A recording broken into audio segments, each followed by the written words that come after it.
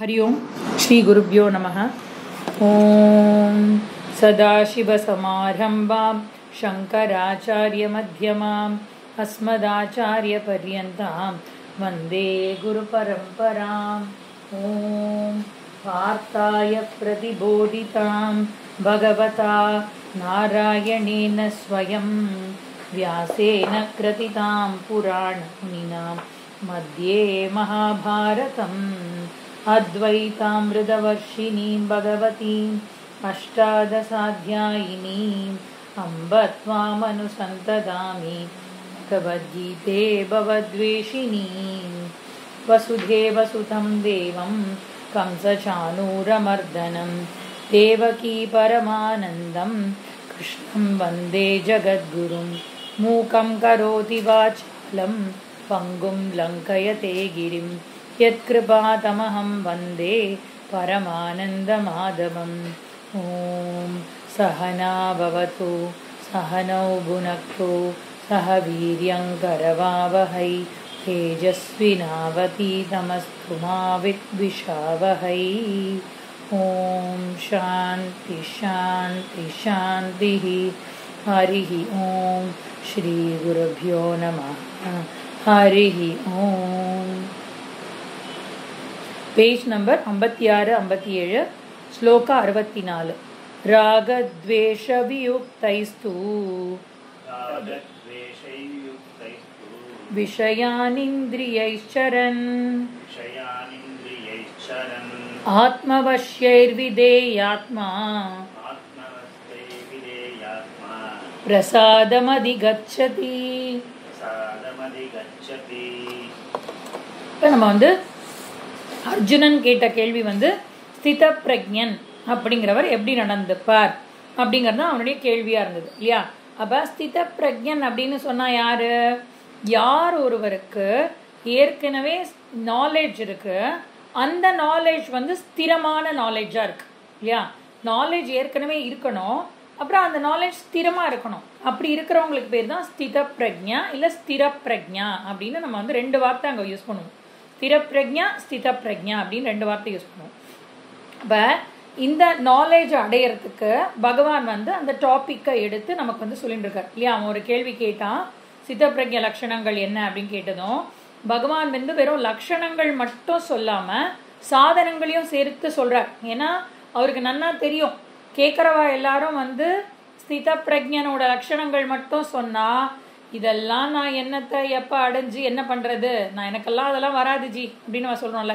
இப்ப ரொம்ப நல்லா படிக்கிற குழந்தைய பார்த்து நம்ம என்ன சொல்லுவோம், உன்னளவுலாம் என்னால மார்க் வாங்க முடியாதுப்பா, ஆளை விடு அப்படின்னு நம்ம சொல்லிடுவோம் இல்லையா.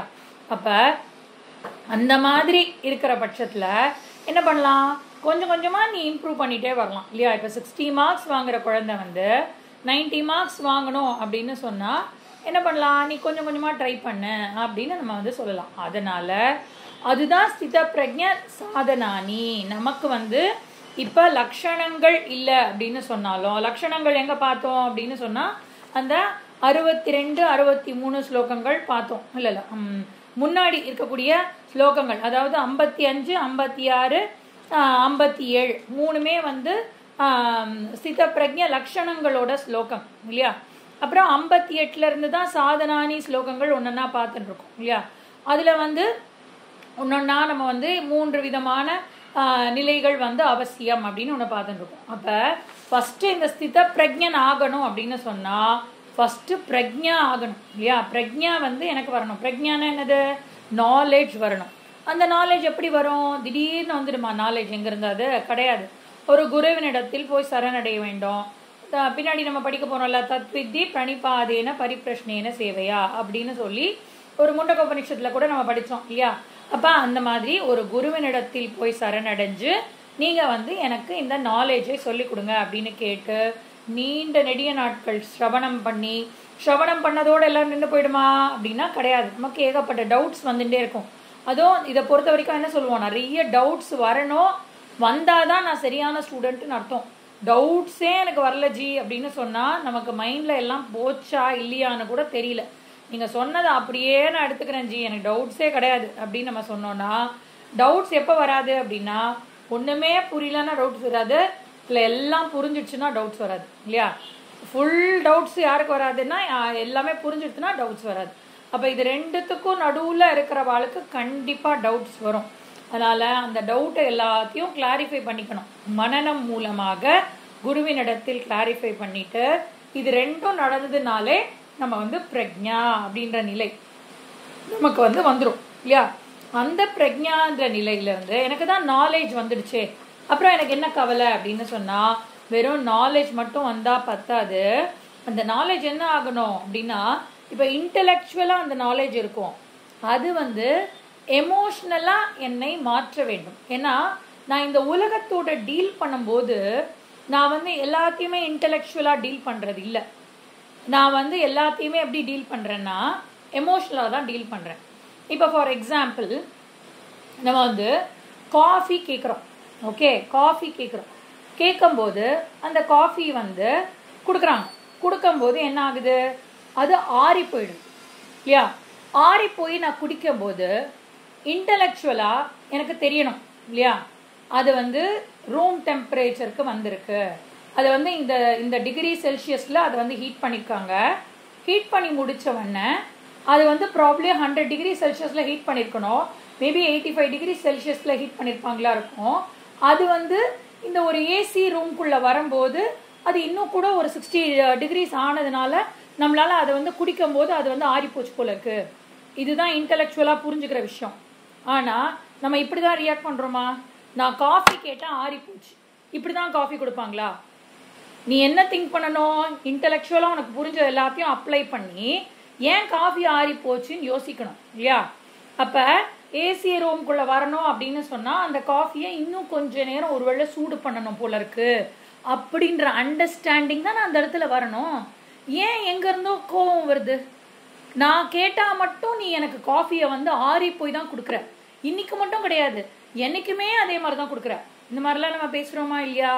அப்போ இன்டலெக்சுவலாக ஒரு விஷயம் தெரிஞ்சா கூட ரியாக்ஷன்ஸ் எல்லாம் எங்கே வருது அப்படின்னு சொன்னால் எமோஷன்ஸில் இருந்து தான் வருது ரியாக்ஷன்ஸ்.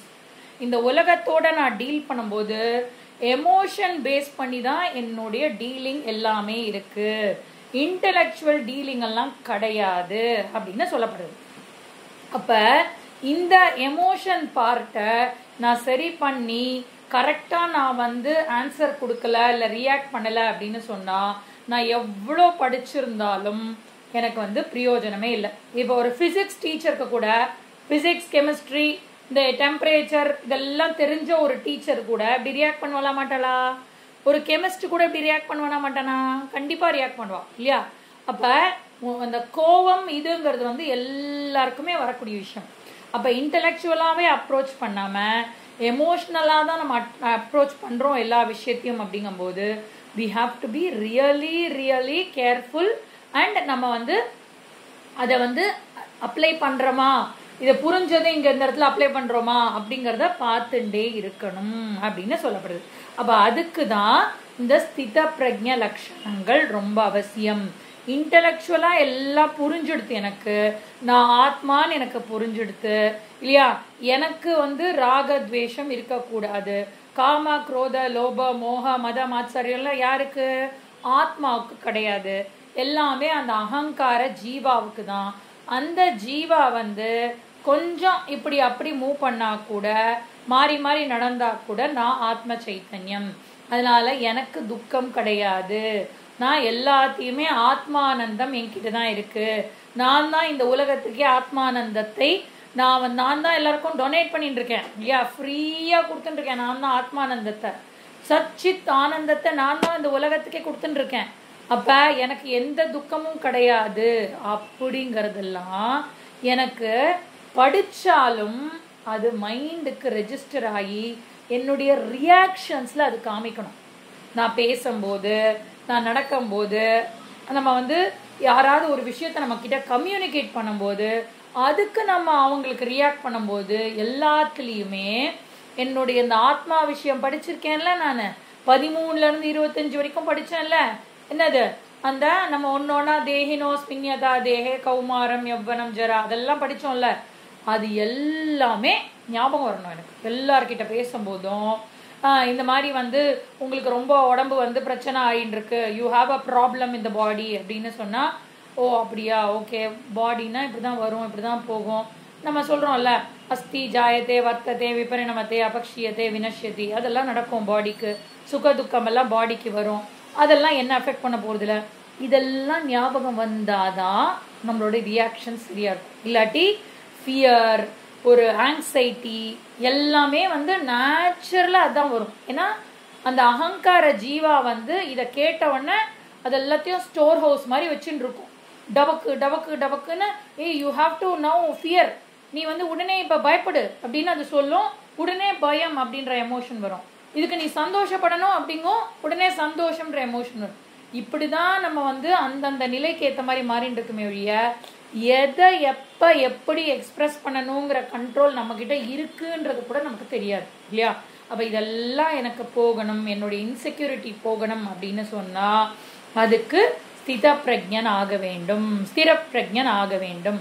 அதுக்கு பகவான் என்ன சொன்னாரு, ஸ்திர பிரஜ்ஞ லட்சணங்கள் சொல்லிட்டு ஸ்திர பிரஜ்ஞ சாதனங்கள், நமக்கு அது ரொம்ப முக்கியம் இல்லையா. சாதனங்கள் தான் நம்மளுடைய முதல் குறிக்கோளா இருக்கணும். அதை முதல்ல கிளியரா சொல்லுங்க ஜி, நான் என்னெல்லாம் பிராக்டிஸ் பண்ணணும் அப்படின்னு நமக்கு இருக்கணும். அப்ப அதுல நம்ம என்ன பார்த்துட்டு இருக்கோம் அப்படின்னு சொன்னா 3 சாதனங்கள் பார்த்துட்டு இருக்கோம் இல்லையா. ஃபர்ஸ்ட் சாதனம் என்ன அப்படின்னு சொன்னா தமஹ அப்படின்னு நம்ம சொன்னோம் இல்லையா. தமஹ அப்படின்னு சொன்னா இந்திரிய கட்டுப்பாடு, சென்சரி கண்ட்ரோல் அப்படின்னு சொன்னோம் இல்லையா. சென்சரி அப்படின்னு சொன்னா என்னது, என்கிட்ட இருக்கக்கூடிய பஞ்ச ஞானேந்திரியங்கள், பஞ்ச கர்மேந்திரியங்கள் இதெல்லாமே என்கிட்ட கண்ட்ரோல்டா இருக்கு. ஏன்னா இப்ப நீங்க வந்து வீடு கட்டுறீங்கல்ல, வீடு கட்டும் போது என்ன பண்றீங்க, ஃபர்ஸ்ட் இருக்கிறதுக்கு ஒரு இடம் வேணும் அவ்வளவுதானே. அப்படியே ஒரு இடம் கட்ட வேண்டியதானே. மேல எதுக்கு ஒரு கூரை கட்டுறீங்க, மேல ஒரு கூரை, ஏன்னா மழை வந்தா டிஸ்டர்ப் ஆகக்கூடாது. ஓகே, அது எனக்கு புரியுது. முன்னாடி ஒரு கதவு எதுக்கு வச்சிருக்கீங்க, யாரும் வீட்டுக்குள்ள எல்லாம் வந்துடக்கூடாது. சும்மா சும்மா எல்லாரும் வந்து வீட்டுக்குள்ள இருக்கக்கூடாது, அதுக்கு தானே கதவு வச்சிருக்கோம். நம்ம போனோம், நம்ம வரணும், நம்ம கண்ட்ரோல்ல வீடு இருக்கணும், அதுக்கு தானே கதவு வச்சிருக்கோம். சரி, கதவு வச்சுட்டீங்க, அப்புறம் எதுக்கு காம்பவுண்ட் வால் கட்டுறீங்க, காம்பவுண்ட் வால் வேற கட்டுறீங்க. அந்த காம்பவுண்ட் வாலுக்கு ஒரு கேட்டு, அதுக்கு ஒரு பூட்டு, அப்புறம் ரொம்ப கொஞ்சம் பணக்காரராக இருந்தால் முன்னாடி ஒரு செக்யூரிட்டி கார்டு, அப்புறம் இதெல்லாம் இல்லாமல் ஒரு அது என்ன எல்லார் வீட்லையும் இருக்குமே, காலிங் பெல்லுக்கு கூட வந்து வீடியோ கால் வச்சு காலிங் பெல், நம்ம அங்கேருந்து காலிங் பெல் அடித்தோம்னா யாருன்னு தெரியும், அதை பொறுத்து நம்ம வந்து கதவை திறப்போம் இல்லையா. அப்போ இதெல்லாம் எதுக்கு வச்சுட்டு கேள் அப்படின்னு சொன்னால், கண்டவா வீட்டுக்குள்ளே வந்துட்டா என்ன ஜி பண்ணுறது, வெளியில் வேறு எழுதி ஒட்டிருப்போம். இது எல்லாத்தையும் சொல்கிறது இல்லாமல் வெளியில் என்ன எழுதி ஒட்டிருப்போம்னா, நோ அட்மிஷன் வித்தவுட் பெர்மிஷன் அப்படின்னு போட்டிருப்போம் இல்லையா. இல்லை trespassers are not allowed inside the building அப்படின்லாம் போட்டிருப்போம்ல. வெளியாட்களுக்கு உள்ளே வர அனுமதி இல்லை அப்படின்னு நம்ம சொல்கிறோம் இல்லையா. அப்போ சிசிடிவி, நான் என்ன சொன்னேன், சிசிடிவின்னு சொல்லலையா, ஓகே சிசிடிவி. அப்போ இந்த மாதிரி நம்ம எல்லாத்தையும் போட்டு வச்சுருக்கோம்ல. அப்போ இதெல்லாம் எதுக்காக வச்சுருக்கோம், கண்டவங்களும் வீட்டுக்குள்ளே நுழையக்கூடாது, நம்ம கண்ட்ரோலில் நமக்கு தெரிஞ்சவா மட்டும்தான் வீட்டுக்குள்ளே வரணும் இல்லையா. கரெக்டாக இருக்காது. அப்போ வெளி உலக விஷயத்துக்கே நீ அவ்வளோ கண்ட்ரோல் வச்சுருக்கேன்னா, உன்னோட சென்ஸ் வழியாக உன் மைண்டுக்குள்ளே போகிறது இல்லை, அதுக்கு நீ எதாவது கண்ட்ரோல் வச்சுட்டு இருக்கியா, எந்த கண்ட்ரோலும் கிடையாது. எது பார்க்குறதோ அது டபக், எது பார்க்குறதோ அது டபக், எல்லாத்தையும் பார்க்குறது கேட்கறது எல்லாத்தையும் அப்படியே உள்ள உள்ள உள்ள உள்ள இழுத்துட்டே இருக்கும். சின்மயாஜி வந்து ரொம்ப ஸ்ட்ராங்காக சொல்லுவார். எப்படி அப்படின்னு சொன்னால், உன் மனசு வந்து பப்ளிக் டாய்லெட் மாதிரியாம், பஸ் ஸ்டாண்டில் இருக்கக்கூடிய பப்ளிக் டாய்லெட் மாதிரியாம். பஸ் ஸ்டாண்டில் இருக்கிற பப்ளிக் டாய்லெட் எப்படி இருக்கும், யார் வேணால் போவா, என்ன வேணால் யூஸ் பண்ணுவா, யார் வேணால் எப்படி வேணால் வந்துடுவா, மெயின்டெனன்ஸுங்கிறதே ஒன்று இருக்காது இல்லையா பஸ் ஸ்டாண்டில் இருக்கக்கூடிய பப்ளிக் டாய்லெட். நம்ம மனசு அந்த மாதிரி வச்சுருக்கோமா அப்படின்னு ஃபஸ்ட்டு பார்க்கணும். ஏன்னா அந்த சென்சரி கண்ட்ரோல்ன்ற ஒன்று இல்லாமல் இருந்தது அப்படின்னு சொன்னால், எதை வாங்குகிறோமோ அதுக்குள்ளே போகிறது, அது பாட்டுக்கு போய் மைண்டில் ரெஜிஸ்டர் ஆகுது அப்படின்னு சொன்னால், என்னோட கண்ட்ரோலே இல்லாமல் நடக்கக்கூடிய விஷயம் அப்படின்னு சொன்னால், தென் அது வந்து it is equivalent to a public toilet. So இது வந்து ரொம்ப ரொம்ப ஹார்ஷாக, ஆனால் reality, harsh reality. am I using my mind like a public toilet, எல்லாத்தையும் நான் வந்து சென்ஸ் வழியாக எடுத்துகிட்டே போகிறேனா அப்படிங்கிறத ஈக்குவலாக பார்த்துட்டே இருக்கணும். அப்போ அது வந்து சென்சரி கண்ட்ரோலில் நம்ம தான் அதை வந்து வழிக்கு கொண்டு வரணும் அப்படிங்கிறது தான் வந்து நம்ம அதுக்கு தான் வந்து அந்த ஸ்லோகாவில் சொல்கிறோம் இல்லையா, கூர்மோங்கானிவ சர்வசக இந்திரியாணி இந்திரியார்த்தேபிய அப்படின்னு சொல்லி அந்த இந்திரியங்களை நீ ஃபர்ஸ்ட் உன்னோட வசப்படுத்தணும். அதனாலதான் காலையில எந்திரிச்சு கொஞ்ச நேரமாவது தியானத்துல உட்காரணும், கொஞ்ச நேரமாவது நம்ம வந்து அந்த கண்ணை மூடிட்டு உட்காரணும், கொஞ்ச நேரமாவது போனை வேண்டாம்னு எடுத்து வைக்கணும். அப்ப அது எல்லாத்தையும் என் கண்ட்ரோல்ல தான் இருக்குன்னு நினைச்சுட்டு இருப்போம் நம்ம. ஆனா அது எப்ப நம்ம கண்ட்ரோல்ல மீறி போச்சுன்னே நமக்கு தெரியாது. அதனால ரொம்ப ரொம்ப கேர்ஃபுல்லா அதை வந்து டீல் பண்ணணும் அப்படிங்கிறது தான் நம்ம வந்து இந்திரிய கட்டுப்பாடுல பார்த்தது. அடுத்தது என்ன பார்த்தோம் அப்படின்னு சொன்னா மனக்கட்டுப்பாடு இல்லையா. தமஹ சொல்லிட்டோம், அப்புறம் ஷமஹ அப்படின்ற விஷயம். அப்ப ஷமஹ அப்படின்னு சொன்னா என்னது, இப்ப சென்சரிக்கு வந்து கண்ட்ரோல் ரொம்ப கம்மி இல்லையா. கண்ணு முன்னாடி ஒன்று கண்ணு வந்து காமிச்சா சென்சஸ் வந்து நேச்சுரலி அதை ரிசீவ் பண்ணி தான் ஆகும். உங்களால வந்து அதை வந்து டக்குன்னு அவாய்ட் பண்ண முடியாது. ஆனா அந்த வரக்கூடிய விஷயத்த எங்க வச்சு உங்களால கண்ட்ரோல் பண்ண முடியும்னு சொன்னா மைண்ட்ல. ஏன்னா ஒரு தடவை அந்த தாட் விஷயம் வந்துடுது அப்படின்னு சொன்னா திருப்பி திருப்பி திருப்பி திருப்பி திங்க் பண்றது யாரு அப்படின்னு சொன்னா மைண்டு. அதனால அந்த மைண்டை கண்ட்ரோல் பண்ணணும் அப்படின்னு சொல்லப்படுறது இல்லையா. அதுக்குதான் பியூட்டிஃபுல்லா அந்த 62 63 ஸ்லோகங்கள் வந்து 8 நிலைகள்ல எப்படி வந்து ஒரு பர்சனுக்கு வந்து அந்த இந்திரிய கட்டுப்பாடு இல்லாம ஒரு விஷயம் கிடைச்சிடுது. கிடைச்சதுக்கு அப்புறம் தியாயத்தோ விஷயான் பும்சக விஷய தியானம் நடக்கிறது, அதோட சங்கம் நடக்கிறது. அப்புறம் சங்கத்துல இருந்து என்ன நடக்கிறது, காமக. அந்த ஸ்லோகம் படிச்சீங்கன்னா அவ்வளோ நல்லா இருக்கும். தியாயத்தோ விஷயான் பும்சக விஷய தியானம் நடக்கிறது, அதன் மூலமா சங்கம் நடக்கிறது. என்கிட்ட அது வந்துடுது யா சங்கம், பிணைப்பு ஏற்பட்டு. பிணைப்பு ஏற்பட்டது என்ன வருது, சங்கா சஞ்சாயத்தே காமக. பிணைப்பு ஏற்பட்டுடுதுன்னா அது வந்து ஆசை வந்துடுறது இல்லையா. ஆசை வந்ததுக்கு அப்புறம் அந்த ஆசையினால என்ன வருது, கோவம். காமாத் குரோதோத் பி அபிஜாயத்தே அப்படின்னு அது வந்துடுது. அப்புறம் குரோதம் வந்துடுதுன்னா என்ன பண்றது, குரோதாத் பவதி சம்மோக. குரோதம் வந்துடுதுன்னா நான் நானாவே இருக்க மாட்டேன் இல்லையா. அப்படியே வந்து என்னையே நான் அழிச்சுக்கிற அளவுக்கு குரோதம் வந்து வரும் இல்லையா. குரோதாத் பவதி சம்மோக, சம்மோகாத் ஸ்மிருதி விப்ரமஹ. ஸ்மிருதி விப்ரமஹ அப்படின்னா படிச்சதெல்லாம் மறந்து போயிடும். நான் என்னெல்லாம் எப்படியெல்லாம் வாழ்ந்தவன், what is my family background, நான் எப்படி மரியாதைக்குரியவனா இருக்கேன், அதெல்லாம் எதுவுமே ஞாபகம் இருக்காது. ஆசை கண்ணை மறைக்கும் அப்படின்னு சொல்லுவால, படிச்சது எல்லாத்தையும் மறக்கடிச்சிடும். இப்போ ஸ்மிருதி அப்படின்னு சொன்னா என்னுடைய ஞாபக சக்தி, நான் எப்படிப்பட்டவன்றத மறக்கடிச்சிடும். அப்புறம் ஸ்மிருதி பிரம்ஷாத் புத்தி நாசக, புத்தியே நாசமாயிடும். நீ யார் எப்படிப்பட்டவன் உனக்கு தெரியலன்னா புத்தி நாசம். புத்தி நாசமாச்சுன்னா என்னது, பிரணஷதி, கம்ப்ளீட்டா அழிஞ்சு போயிடுவ. அதுக்கப்புறம் உன்னால எழுந்துக்கவே முடியாது. அதனால மனக்கட்டுப்பாடு ஈக்குவலி இம்பார்ட்டன்ட் அப்படிங்கிறத, இந்திரிய கட்டுப்பாடு எவ்வளோக்கு எவ்வளோ இம்பார்ட்டண்ட்டோ மனக்கட்டுப்பாடும் அவ்வளோ இம்பார்ட்டன்ட். ஏன்னா இந்திரியங்களை நம்மளால க்ளோஸ் பண்ணி அந்த விஷயத்துல இருந்து ஓடி வந்து எல்லாம் முடியாது. பட் அந்த மைண்டுக்கு அது எழுந்து வரும்போது ஃபர்ஸ்ட் தடவை தான் மைண்டுக்கு வந்து ஆட்டோமேட்டிக்கா வர்றது. அதுக்கப்புறம் ஃபர்ஸ்ட் இந்த தாட் எனக்கு வந்துடுச்சுங்கிறத மைண்டு ரிப்போர்ட் பண்ண உடனே இந்த தாட் எனக்கு வேண்டாம், இது என்னை அழிவுக்கு கொண்டு போகும், அதனால இந்த திங்கிங்கை நான் இதோட நிறுத்தணும் அப்படின்னு காமமானாலும் சரி, குரோதமானாலும் சரி, லோபமானாலும் சரி, மத மாத்சரியா எந்த குணமானாலும் ஃபர்ஸ்ட் வர்றது தான் வாசனா ரூபத்துல வருது. வாசனா ரூபம்னா முன்னாடியே எனக்கு ரெஜிஸ்டர் ஆனதுனால வரக்கூடிய விஷயம்.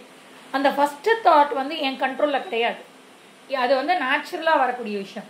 ஆனா அதை இன்னொரு தடவை திங்க் பண்றது வந்து என் கண்ட்ரோல்ல இருக்கு, அதை வந்து என்னால் அவாய்ட் பண்ண முடியும். அப்ப அந்த மைண்டு கண்ட்ரோல் அப்படிங்கிறது வந்து ஷமஹ அப்படிங்கிறது வந்து ரொம்ப ரொம்ப இம்பார்ட்டன்ட். அதை செய்யாதவனோட நிலை என்ன அப்படிங்கிறது தான் 62 63 ஸ்லோகங்கள் அப்படின்னு சொல்லி நம்ம வந்து பார்த்தோம். அப்ப இப்ப அது முடிச்சுட்டு பகவான் வேற என்ன சொன்னாரு, 2 சாதனா சொல்லிட்டோம், ஷம தம ஷம 2 சொல்லிட்டோம். அதுக்கப்புறம் 3ஆவதா நிதித்தியாசனம். ஏன்னா நிதித்தியாசனம் எதுக்கு பண்ணணும் அப்படின்னு கேட்டா, இப்ப இந்திரிய கட்டுப்பாடு கொண்டு வந்துட்டோம், மனசையும் திங்க் பண்ணக்கூடாதுன்னு சொல்லிட்டோம். நம்ம தப்பா ஒரு விஷயத்த பார்த்தோம், இல்ல வேண்டாத விஷயத்த பார்த்தோம், திங்க் பண்ணக்கூடாதுன்னு சொல்லிட்டோம். அப்ப இந்த மைண்டால திங்க் பண்ண இருக்க முடியாது. ஏதோ ஒன்று மைண்டு திங்க் பண்ணியே ஆகணும் இல்லையா. ஏதோ ஒரு திங்கிங் மைண்டுக்கு வேணும். அப்படியே பிளாங்காக இருக்க முடியாது மைண்டால். பிளாங்க் மைண்டில் கூட ஏதோ ஒரு திங்கிங் வந்து தான் போகும். அப்போ கொஞ்ச நேரம் தான் பிளாங்க் மைண்ட் இருக்கும். அதுக்கப்புறம் மைண்டோட தன்மையே என்ன அப்படின்னு சொன்னால், வெவ்வேறு தாட்ஸை கொண்டு வரது தான் மைண்டோட தன்மையே. அது வந்து ஒரே தாட்லேயே நில்லு அப்படின்னு மைண்டை சொன்னால் அது என்ன ஆகிடும், உங்களுக்கு வந்து வீட்டுக்கு எப்படி போகணும்னு தெரியாது, அடுத்த வேலை என்ன பண்ணணும்னு தெரியாது. ஒரே தாட்லேயே நீ இரு அப்படின்னு சொன்னேன்னு வச்சுக்கோங்களேன், அது வந்து உங்களுக்கு அடுத்த வேலை என்ன பண்ணணும். நான் இப்போ டம்ளர் எடுப்பேன், இந்த டம்ளரை எடுத்து குடிக்கணும்னு ஞாபகம் வராது, ஒரே தாட்லேயே இருன்னு சொன்னான். அவ்வளோ வந்து தாட்ஸ் நமக்கு விஷயங்கள் கலந்து இருக்கு.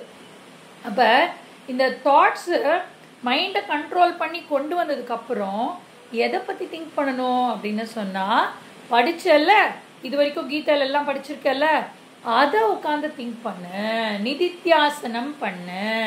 நிதித்தியாசனத்தில் திருப்பி திருப்பி திருப்பி திருப்பி அந்த 13லேருந்து 25 வரைக்கும் என்ன சொல்லியிருக்காரு அப்படிங்கிறத, நான் ஆத்மா, நான் வந்து சுத்தக, நான் முக்தக, நான் நித்யக, இது எல்லாத்தையும் திருப்பி திருப்பி கொண்டு வா.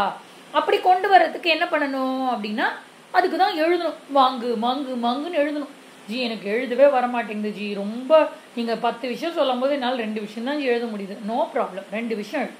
நான் இன்னும் என்ன லிபர்ட்டி சொல்கிறேன்னா, இப்போ நீங்கள் முடிச்சுட்டு ஒரு கிளாஸ் கேட்குறீங்கன்னு வச்சுக்கோங்களேன், அந்த கிளாஸை கேட்கும் போது கூட எழுத வேண்டாம், மூடி வச்சுட்டு ஒரு 3 பாயிண்ட் அந்த கிளாஸில் ஞாபகம் வருதா அப்படிங்கிறத எழுதி வச்சுக்கோங்க. எழுதி வச்சுட்டு திருப்பியும் ஒரு 2 நாள் கழித்து அந்த 3 பாயிண்ட் தானே எழுதுனீங்க, அது உங்களுக்கு ஞாபகம் வருதா அப்படின்னு பாருங்கள்.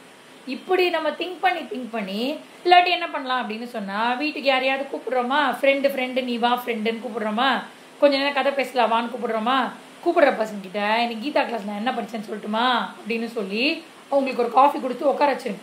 அப்போ தானே அவங்க கிளம்ப மாட்டாங்க. காஃபி கொடுத்து உட்கார வச்சுட்டு மெதுவாக குடி காஃபியா, சரியா, நான் இன்னைக்கு படித்த கிளாஸ்லேருந்து ஒரு 10 பாயிண்ட் உனக்கு சொல்லட்டுமா அப்படின்னு கேளுங்க. இப்போ நீங்கள்லாம் உங்களுக்குள்ள ஃப்ரெண்ட்ஸாக இருந்தீங்கன்னா நீ ஒரு 10 பாயிண்ட்டை சொல்லு, நான் ஒரு 5 பாயிண்ட் சொல்கிறேன். இப்படி நம்ம வந்து பேசிக்கலாம். இதெல்லாம் குரூப் டிஸ்கஷனில் பண்ணணும். ஃபோன் பண்ணி நீ என்ன பண்ணுற நான் என்ன பண்ணுறேன் ஒரு பிரயோஜனமும் இல்லை, ஒரு பைசாக்கு பிரயோஜனம் இல்லை. அது ஃபோன் பண்ணி நான் 5 பாயிண்ட் சொல்கிறேன், நீ 5 பாயிண்ட்டை சொல்லு, நீ என்ன எழுதிண்டா நான் என்ன எழுதிண்டா, இதே வேலையாக தான் தெரியணும். தெரிஞ்சால் மட்டும்தான் உங்களால் வந்து சீக்கிரமே நிதித்தியாசனம் அடைஞ்சு அந்த விஷயம் புரிஞ்சு நீங்கள் வந்து ஃப்ரீ ஆகிடுவீங்க. இல்லாட்டி சம்சாரத்திலே உழண்டு கொண்டு இருப்பீர்கள். இதை தான் வந்து பகவான் வந்து நிதித்தியாசனம் அப்படின்னு நமக்கு சொல்கிறாரு. நம்ம தான் ஃபைண்ட் அவுட் பண்ணணும் என்ன வேஸ்டில் நிதித்தியாசனம் பண்ணலான்னு. இப்போ சில ஸ்டூடெண்ட்ஸ்லாம் கிளாஸ் எழுதி முடித்தோடனே அவங்க வந்து நோட்ஸை நீட்டாக ப்ரிப்பேர் பண்ணி எனக்கு அனுப்பிச்சு, நீங்கள் ஜி பாருங்க ஜி நான் எழுதியிருக்கேன், எனக்கு வந்து நீங்கள் ரிவ்யூ பண்ணி சொல்லுங்க அப்படின்னு சொல்கிற ஸ்டூடெண்ட்ஸ் இருக்காங்க. இல்லை நான் இது புரிஞ்சுன்றது ரைட்டா அப்படின்னு வாய்ஸ் மெசேஜ் போட்டு கேட்குறவா இருக்கா. அது எல்லாம் நம்ம தான் எஃபர்ட் போடணுமே ஒழிய, நிதித்தியாசனத்துக்கு குரு வந்து முடுக்கிட்டே இருக்க மாட்டாங்க. பண்ணுன்னு இன்ட்ரெஸ்ட் இருந்தால், இது வந்து எமோஷனலாக உங்களை டிஸ்டர்ப் பண்ணக்கூடாதுன்னு தோணுச்சுன்னா அதை வந்து, ஏன்னா படித்தது வெறும் ஏட்டோடு இருக்கக்கூடாது, புத்திக்கு வரணும். புத்திக்கு வந்து மனசை வந்து அதை மாற்றணும். என்னோட மனசை மாற்றாமல் இந்த எஜுகேஷன் வந்து பிரயோஜனமே இல்லை, சரியா. அதனால அதுக்கான முயற்சிகள் எடுக்க வேண்டும். அதுதான் வந்து பகவான் வந்து இதில் இவ்வளோ கிளியராக சொல்கிறாரு. அப்போ இதில் வந்து நம்ம 64வது ஸ்லோகம் பார்த்தோம் அப்படின்னு சொன்னால், ராகத்வேஷ வியுக்தைஸ்து விஷயான் இந்திரியை சரண் அப்படிங்கிற. அப்படின்னா என்ன அர்த்தம்னா, இந்திரியைஹி விஷயான் சரண் அப்படின்னு சொன்னால், இப்போ பகவான் போன 2 ஸ்லோகத்துலேயும் வந்து மனசு கண்ட்ரோலை பற்றி சொன்னார் இல்லையா. மனசு கண்ட்ரோலை சொல்லிட்டு இந்த 64ல் திருப்பியும் சென்சரி கண்ட்ரோலுக்கு வராரு. ஏன்னா அது ரொம்ப ரொம்ப அவசியம். சென்சரி கண்ட்ரோல் வந்து இந்திரிய கட்டுப்பாடு வந்து ரொம்ப ரொம்ப அவசியம். பார்க்கும்போதே இது எனக்கு வேணும் வேண்டான்ற அந்த விவேகம் வந்தாதான் அந்த மைண்டுக்கு, ஏன்னா மைண்டை கண்ட்ரோல் பண்ணுறதுங்கிறது இன்னும் கொஞ்சம் கூட எக்ஸ்ட்ரா எஃபர்ட், அதுக்கு இன்னும் கொஞ்சம் கூட மெச்சூரிட்டி வேணும். என் மைண்டில் இந்த தாட் வந்திருக்கு, இந்த தாட் வந்து சரியான தாட் கிடையாது, நான் என்னோட திங்கிங்கை மாற்றணும் அப்படின்னு சொல்கிறதெல்லாம் வந்து கொஞ்சம் அட்வான்ஸ்டாக நீங்கள் அவ்வளோ அலர்ட்டாக இருந்தால் தான் உங்கள் மைண்டில் அது வந்திருக்குன்றது கூட தெரியும். இல்லாட்டி கண் போன போக்கிலே கால் போகலாமா, இல்லை என்னது கண் போன போக்கிலே மனம் போகலாமா, மனம் போக்கிற போக்கிலே மனிதன் போகலாமா இல்லையா, அந்த மாதிரி தானே ஏதோ வரும். அப்போ அந்த மாதிரி கண் போன போக்கிலே கால் போகலாமா, கால் போன போக்கிலே மனம் போகலாமா, மனம் போன போக்கிலே மனிதன் போகலாமா அப்படின்ற ஒரு கேள்வி வரும். அப்போ அந்த மாதிரி நம்ம வந்து 3வது நிலையில தான் இதுவே வருது, மனசே வருது.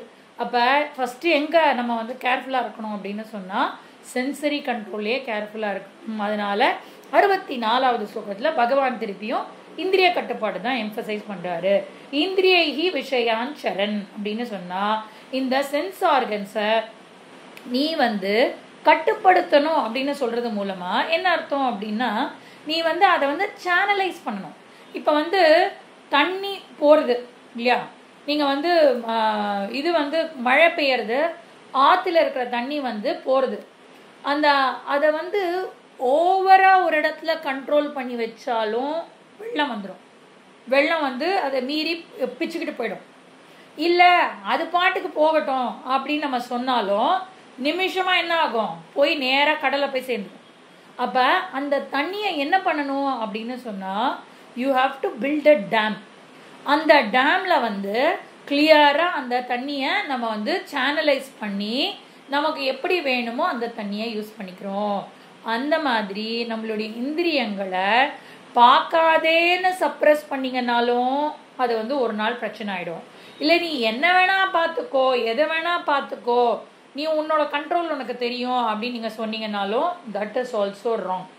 ஸோ அதை சேனலைஸ் பண்ண தெரியணும். அது எப்படி சேனலைஸ் பண்ணுறது, நான் எப்படி சேனலைஸ் பண்ணுறது அப்படின்னு சொன்னால் இந்திரியைஹி விஷயான் சரண் அப்படின்னு சொன்னால் அந்த விஷயங்களை நீ வந்து சரண்னா அதை நீ எப்படி கொண்டு போகணுங்கிறத யோசிச்சு முடிவு பண்ணி அதை நீ கொண்டு போ.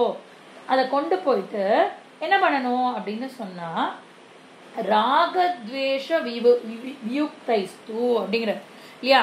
அப்ப இந்த இந்திரியங்களை என்ன தெரியுமா பண்ணணும், இந்த ராகத்வேஷத்துக்குள்ள அதை கொண்டு வரக்கூடாது.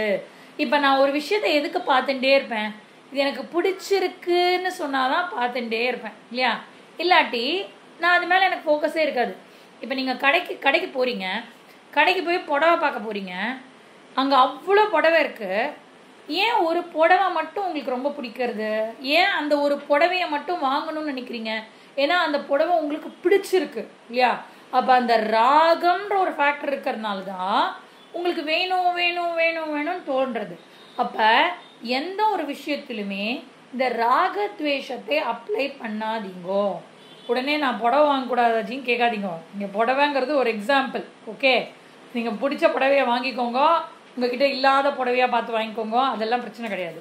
பட் ஜென்ரலாக நமக்கு எங்கே பிரச்சனை அப்படின்னு சொன்னால் எல்லாத்துலேயுமே இது எனக்கு பிடிச்சிருக்கு, இது எனக்கு வேணும், இது எனக்கு பிடிக்கல, இது எனக்கு வேண்டாம், இப்படியே தான் கேட்டகரைஸ் பண்ணி பண்ணி பண்ணி பண்ணி வச்சிருக்குவேன் ஒழிய ராகத்வேஷ வியுக்தைஸ்து அப்படின்னு சொன்னா அந்த ராகத்வேஷத்திலிருந்து நீ வந்து கிளியரா அதுல இருந்து நீ வெளியில வரணும். ராகத்வேஷ விமுக்தை, நீ வந்து அந்த விஷயத்திலிருந்து அதுல இருந்து விமுக்தி ஆகு அப்படின்னு சொல்றதுதான் இந்த இடத்துல ராகத்வேஷ சகித இந்திரியாணி விமுக்தக அப்படின்னு சொல்லி இந்த இடத்துல சொல்லப்படுது. அப்ப நீ வந்து அதை உன் கட்டுப்பாட்டில் கொண்டு வரணும். பண்ணிட்டு ஆத்மவஷ்யை, அதை என்ன பண்ணணும், அந்த இந்திரியங்களை ஆத்மவசத்துக்கு கொண்டு வா. வஷ்யை அப்படின்னு சொன்னா அதை கண்ட்ரோல் பண்ணி கரெக்டா அதை வந்து இது பண்ணி கொண்டு வா. ஏன்னா நீ வந்து இந்த இந்திரியங்களை தப்பு கணக்கு போட்டுறாத அப்படிங்கிறார் பகவான். நீ இந்திரியம் தானே, ஒரு தடவை சாப்பிட்டா ஒன்றும் இல்லை G, it's okay G, once தானே, ஒன் டைம் தானே, இட் இஸ் ஓகே அப்படின்னு மட்டும் நீங்கள் ஏதோ ஒன்று ஆரம்பிச்சிங்கன்னு வச்சுக்கோங்க, அந்த ஒன் டைம் தான் அப்படிங்கிறத நெக்ஸ்ட் டைம் வந்து அந்த இந்திரியங்களுக்கு எப்படி தெரியுமா, வாலி மாதிரி அந்த இந்திரியங்கள் ஒரு தடவை நீங்கள் காமிச்சிட்டிங்கன்னா அதோட பவர் அத்தனையும் அதை வாங்கிட்டு அது எப்படி வாலிக்கு வந்து எதிர்க்க நிற்கிறவனோட ஒரு பவர் வந்து பாதி பவர் அவனுக்கு வந்துடும் இல்லையா. அதனால தானே வாலியை வந்து முன்னாடி நின்று கொல்ல முடியாது அப்படின்ற ஒரு பிரச்சனை இருக்குது வாலிக்கு இல்லையா. அப்போ அந்த மாதிரி என்னோட இந்திரியங்களுக்கு ஒரே ஒரு தடவை நான் காமிச்சிட்டேன் அப்படின்னு சொன்னால் அது எல்லாத்தையும் இழுத்து கொண்டு போயிடும். அதனால நம்ம என்ன பண்ணணும் அப்படின்னு சொன்னால் ஆத்மவஷ்யைர் விதேயாத்மா அப்படின்னு சொன்னால், விதேயாத்மா அப்படின்னா a person with self control அப்படின்னு அர்த்தம். ஒரு பர்சனுக்கு செல்ஃப் கண்ட்ரோல் இருக்குன்னா அவள் பேர் விதேயாத்மா, டிசிப்ளின் இருக்கக்கூடிய பர்சன். அவ என்ன பண்ணுவா அப்படின்னு சொன்னா ஆத்மவசைஹி, அந்த ஆத்மாவோட வசப்பட்டு அவ வந்து இருப்பா, ஆத்மாவை வசப்படுத்துவார்கள். மற்றது எல்லாத்தையும் எப்படி பண்ணுவான்னா ராகத்வேஷ வியுக்தைஸ்து விஷயான் இந்திரியை சரண். அப்ப விருப்பு வெறுப்புகள் உள்ளதும் தன்வசத்தில் உள்ளதுமான புலன்களால் விஷயங்களை அனுபவித்து கொண்டு தன்னடக்கம் பெற்றவன் தெளிவை அடைகிறான். அதாவது இதெல்லாம் கிரகிக்கிறதுக்கு தான் இருக்கு விஷயங்கள். ஆனா எதை கிரகிக்கிறதுக்கு இருக்கு என்னுடைய இந்திரியங்கள்? இந்த ஆத்ம விஷயங்களையும் தெரிஞ்சுண்டு அதை பத்தி திங்க் பண்றதுக்கு தான் என்னுடைய இந்திரியங்கள் இருக்கு அப்படின்னு தெரிஞ்சுண்டு அவன் இந்த இந்திரியங்களை சரியா பயன்படுத்தி ஆத்மவசை விதே ஆத்மா, அப்படி செல்ஃப் டிசிப்ளின்டா இருக்கிறவனுக்கு என்ன கிடைக்கும் அப்படின்னு சொன்னா பிரசாதம் அதிகச்சதி அப்படின்னு சொல்றது இல்லையா. பிரசாதம் அதிகச்சதி அப்படின்னா என்னது? பிரசாதம் அப்படின்னு சொன்னா அந்த பர்சனுக்கு வந்து நம்ம இப்ப கோயிலுக்கு போறோம்ல, பிரசாதம் கொடுக்குறா. அப்ப அந்த மாதிரி அந்த பர்சனுக்கு ஒருவேளை ஒரு கோயிலுக்கு போனா நிறைய பிரசாதம் கிடைக்குமோ, அவன் நினைக்கிற பிரசாதம் எல்லாம் கிடைக்குமானா பிரசாதம்ங்கிறதுக்கு வந்து அது மட்டும் மீனிங் கிடையாது. பிரசாதம் அப்படிங்கிறது வந்து காம்னஸ், சாந்தி அப்படிங்கிறது தான் பிரசாதம் அப்படிங்கிறதோட மீனிங். ஆக்சுவலி அதுக்கு ஏன் பிரசாதம்னு பேர் வச்சிருக்கான்னா, நீ பகவான் கிட்ட இருந்து வர விஷயத்த பகவானுக்கு அர்ப்பணிச்சுட்டு நீ சாப்பிட்ற விஷயம் வந்து உனக்கு அந்த காம்னஸை கொடுக்கும் அப்படிங்கிறதுனால தான் பிரசாதம் அப்படின்னு பேர். அதுக்கு பேர் நம்ம கூட நிறைய பேருக்கு பிரசாத் அப்படின்னு பேர் வைப்பா இல்லையா. பிரசாத் அப்படின்னு சொன்னா அது வந்து காம்னஸ். சத், சத்துன்ற ரூட் வேர்டு சான்ஸ்கிரிட் ஸ்டூடெண்ட்ஸ்க்கெல்லாம் வந்து சத் அப்படிங்கிற ரூட் வேர்ட். அது வந்து காம்னஸ், ட்ராங்குவிலிட்டி அப்படிலாம் சொல்லுவான். அப்ப பிரசீததி அப்படின்னு பிரசீத பிரசீத பிரசீத அப்படின்லாம் வந்து நமக்கு நிறைய ஸ்லோகங்கள்லாம் மந்திரங்கள்லாம் கேட்டுக்கோம். அப்படின்னா என்ன அர்த்தம் அப்படின்னா அது வந்து இந்த இடத்துல நம்ம சொல்லக்கூடிய மீனிங் வந்து அது வந்து காம்னஸை கொடுக்க வேண்டும் அப்படின்னு நம்ம வந்து சொல்லக்கூடிய மீனிங்கும் ஒரு மீனிங் வந்து அதுல வருது. அப்ப அந்த பிரசன்ன சித்தம், அப்ப பிரசாதம் அதிகச்சதி அப்படின்னு சொன்னா அவனுக்கு கிடைக்கிறது, அவனுக்கு ஃபுல்லா அந்த பிரசாத பாவனை அவனுக்கு கிடைக்கிறது, சாந்தி கிடைக்கிறது. அப்ப அந்த சாந்தமா இருக்கக்கூடிய பர்சன் எப்படி தெரியுமா ரியாக்ட் பண்ணுவா? சுத்தி எல்லாரும் ப்ராப்ளம்ல இருந்தா கூட இந்த பர்சன் சாந்தமா இருப்பா. அவெல்லாம் எல்லாம் சண்டை போடுற மாதிரி இருந்தா கூட இப்போ உங்ககிட்டயே வந்து நீங்க இந்த மாதிரி இருக்கக்கூடிய ஒரு பர்சனா நீங்க இருக்கீங்கன்னு வச்சுக்கோங்களேன், இதை ப்ராக்டிஸ் பண்ணக்கூடிய ஒரு பர்சன், உங்களால சாந்தமா வெளியில என்ன நடந்தாலும் உங்க மைண்டை உங்களால சாந்தமா வச்சுக்க முடியும் அப்படின்னு இருக்கக்கூடிய பர்சன் கிட்ட சண்டை போடுறதுக்கு ஒரு பர்சன் வந்தா கூட அவ என்ன தெரியுமா சொல்வா? நம்ம கொஞ்ச நேரம் கழிச்சு பேசலாமா, இப்போ வேண்டாம், லெட்ஸ் டாக் லேட்டர். இப்போ வந்து இந்த ஹீட்டட் அப் விஷயத்துல நம்ம பேச வேண்டாம், லெட்ஸ் டாக் லேட்டர். நீங்க போய் முதல்ல தண்ணி குடிங்க, நீங்க போய் இது பண்ணிட்டு வாங்க, அப்புறம் பேசலாம். இல்லை நான் சொல்றது தான் ரைட்டு அப்படின்னு சொன்னா கண்டிப்பா நீங்க சொல்றது ரைட்டு, என் மேலதான் தப்பு, கரெக்ட் அப்படின்னு சொல்லி அந்த இடத்துல அந்த எவ்வளோ பெரிய டர்மாயில் தன்னை சுற்றி நடந்தாலும் அதை பியூட்டிஃபுல்லாக ஹேண்டில் பண்ணக்கூடியவா வந்து இந்த மாதிரி இருப்பா. அப்போ பிரசாதம் அதிகச்சதி அப்படின்னா அந்த பர்சனுக்கு காம் மைண்டு இருக்கும். ஏன் அப்படின்னு சொன்னால் எங்கே ஒர்க் பண்ணியிருக்கா அப்படின்னு சொன்னால் இந்திரிய கட்டுப்பாடு. அந்த பர்சனுக்கு என்ன இந்திரியத்தில் இந்த இடத்துல கட்டுப்பாடு இருக்கு? நீ பேசுனா நான் பேசுகிறேன், நீ சொன்னா நீ அடித்தா நான் அடிக்கிறேன், அப்படி கிடையாது. அந்த காம் மைண்டோட அதை வந்து அப்ரோச் பண்ண முடியறது. அதுதான் வந்து பிரசாதம் அதிகச்சதி அப்படின்னு சொல்லி நம்ம வந்து அந்த ஸ்லோகத்தை பார்த்தோம். அடுத்தது என்னது? 65வது பிரசாதே சர்வ துக்கானாம் பிரசாதே ஹானிரஸ்யோபஜாயதே பிரசன்ன சேதசோ ஹ்யாஷு புத்தி பர்யவதிஷ்டதே. அப்ப இந்த இடத்துல வந்து அகைன் பிரசன்ன சித்தம் பிரசாதே. இந்த பிரசாதம் வந்து என்ன எனக்கு என்ன கொடுக்கறது அப்படின்னு சொன்னா எனக்கு வந்து நிறைய பெனிஃபிட்ஸ் இருக்கு. இந்த மாதிரி சாந்தமான ஒரு மைண்ட் எனக்கு வந்ததுன்னா என்ன பெனிஃபிட் இருக்கு அப்படின்னு சொன்னா சர்வ துக்கானாம் ஹானிஹி, என்கிட்ட இருக்கக்கூடிய எல்லா துக்கங்களும் இல்லாமல் போயிடும். ஹானினா என்னது? அழிந்து போய்விடும். இதுக்கு வந்து ஹானி பண்ணிட்டியே அப்படின்னு சொல்றோம்ல, அப்படின்னா என்ன அர்த்தம்? அழிவு உண்டாகிறது. எல்லா இதுவுமே வந்து என்னுடைய துக்கங்கள் எல்லாமே எப்படிப்பட்ட சாந்தி? நம்ம முன்னாடி சொன்ன ராகத்வேஷ வியுக்தா, ராகத்வேஷத்தை சரியா அவன் பயன்படுத்தி அவன் வந்து இருந்தான் அப்படின்னு சொன்னா அவனால ஆத்மவசை விதேயாத்மா இல்லையா, ஆத்மவசத்துல அவன் இருந்தான் அப்படின்னு சொன்னா அவனுக்கு பிரசாதம் அதிகச்சதி, அவனுக்கு வந்து காம் மைண்ட் கிடைக்கும். அந்த காம் மைண்ட் மூலமா அவனுக்கு என்ன கிடைக்கும்னா அகைன் சர்வ துக்கானாம் ஹானிஹி, எல்லா துக்கங்களும் அவனிடத்தில் விடுபடுகிறது அப்படிங்கறதான் வந்து ஃபர்ஸ்ட் பெனிஃபிட்டா வந்து சொல்லப்படுது. அப்ப ரெண்டாவது பெனிஃபிட் என்ன? ஃபர்ஸ்ட் பெனிஃபிட் வந்து சர்வ துக்கானாம் ஹானிஹி. ரெண்டாவது பெனிஃபிட் என்ன அப்படின்னு சொன்னா அவனுக்கு வந்து பிரசன்ன சேதசோ யாசுஹு புத்தி பர்யவதிஷ்டதி அப்படின்னு சொன்னா அவனுக்கு வந்து தெளிந்த மனதுடையவனாக இருக்கிறான். அவனுக்கு வந்து மைண்ட் எப்படி இருக்கு அப்படின்னா சமத்துவமா இருக்க முடியாது இல்லையா. அவன் வந்து துக்கம் அவனுக்கு இல்லை அப்படின்னு சொன்னாலே அவன் மைண்டு வந்து சமத்துவமா எல்லாத்துலயும், ஏன்னா ரியாக்ஷன்ஸ் ரொம்ப டர்புலண்டா இருக்காது. ஒருத்தவங்க ஒன்று சொன்னா பயங்கர துக்கம், இன்னொன்று சொன்னா பயங்கர சந்தோஷம், அப்படி இல்லாம அவனால ஆத்மவசத்துல இருக்கிறதுனால ரொம்ப கிளாரிட்டியோட அவனால இருக்க முடியும் அப்படின்னு சொல்லப்படுது. ஏன்னா இப்ப வெளியில இருக்கிற பர்சனுக்கெல்லாம் என்ன ப்ராப்ளம் அப்படின்னு சொன்னா, இந்த ஒரு விஷயம் நடந்தா எனக்கு சந்தோஷம், இந்த விஷயம் நடக்கலைன்னா எனக்கு துக்கம், அப்படித்தானே நம்ம வந்து வெளி உலகத்துல இருக்கோம். அப்ப இந்த விஷயம்தான் எனக்கு சந்தோஷத்தை கொடுக்கறது, இந்த பர்சன் தான் எனக்கு சந்தோஷத்தை கொடுக்குறா அப்படின்னு நம்ம வந்து வெளி உலகத்து மேல டிபெண்டன்சி வைக்கிறதுக்கு பேரு என்ன லாஜிக் அப்படின்னு சொல்றான்னா டாக் லாஜிக் அப்படின்னு சொல்றாரு சுவாமிஜி. ஒன்னொன்னுக்கும் ஒரு லாஜிக் சொல்லுவோம்ல, அந்த மாதிரி இந்த விஷயம்தான் எனக்கு சந்தோஷத்தை கொடுக்கறது, இது நடந்துருத்துன்னா எனக்கு வாழ்க்கை சந்தோஷமாயிடும் ஜி. என் பொண்ணுக்கு கல்யாணம் ஆயிடுத்து அப்படின்னு சொன்னா கல்யாணம் ஆகணும்னு ஆசைப்படுறதெல்லாம் ஃபைன், பட் அது நடந்தாதான் எனக்கு சந்தோஷம்னு ஒரு கண்டிஷன் போடுறோம்ல, அங்கதான் அதை வந்து அந்த கண்டிஷன் போட வேண்டாம் அப்படின்னு சொல்றோம்.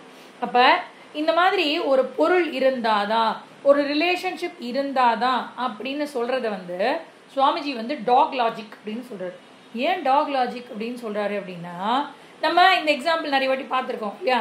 என்னது, ஒரு நாய் என்ன பண்ணும், நாய் வந்து தனக்கு பயங்கர பசியா இருக்கும்போது ஒரு ஒரு எலும்பை பார்க்கும். அந்த எலும்பு எப்படி இருக்கும்னா ட்ரையா இருக்கும். அந்த எலும்பு கொஞ்சம் கூட அந்த எலும்புல வந்து ஒரு ஒரு சதையே கொஞ்சம் கூட இருக்காது.